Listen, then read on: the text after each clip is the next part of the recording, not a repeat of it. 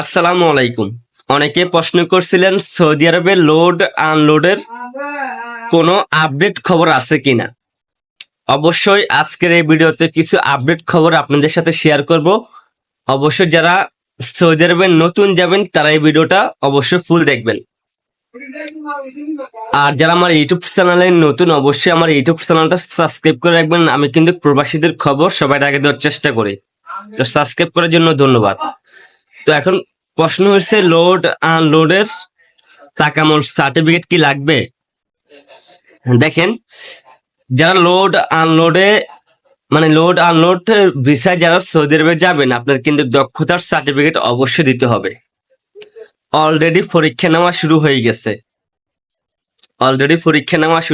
তাহলে আপনাকে বুঝতে হবে যেহেতু পরীক্ষা নেওয়া শুরু হয়ে গেছে তাহলে দক্ষতার সার্টিফিকেট অবশ্যই লাগবে। আর যারা ক্লিনার ভিসা যাবেন আপনারা জানেন ক্লিনার ভিসায় বর্তমানে সার্টিফিকেট লাগে না, তবে দক্ষতার সার্টিফিকেট দিতে হবে। আইন করে ফেলবে তারা, কারণ সৌদি এম্বাসি সকালে এক কথা বলে বিকেলে এক কথা বলে। এখন শুনতেছি ক্লিনার ভিসা যারা যাবে তাদের কিন্তু দক্ষতার সার্টিফিকেট লাগবে, তবে এখনো পর্যন্ত লাগে নাই, তবে সামনে যারা যাবে তাদের অবশ্যই লাগবে।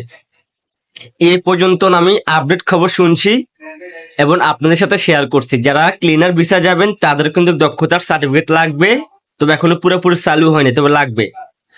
আর যারা লোড আনলোডে যাবেন অলরেডি আপনাদের পরীক্ষা শুরু হয়ে গেছে, তাহলে বুঝতে হবে অবশ্যই দক্ষতার সার্টিফিকেট লাগবে। তো অবশ্যই বুঝতে পারছেন, যারা সৌদি আরবে যাবেন লোড আনলোডে আপনাকে দক্ষতার সার্টিফিকেট দিতে হবে। তো ভিডিওটা ভালো লাগলে শেয়ার করে দিবেন, অন্যকে জানার সুযোগ করে দিবেন। সবাইকে ধন্যবাদ।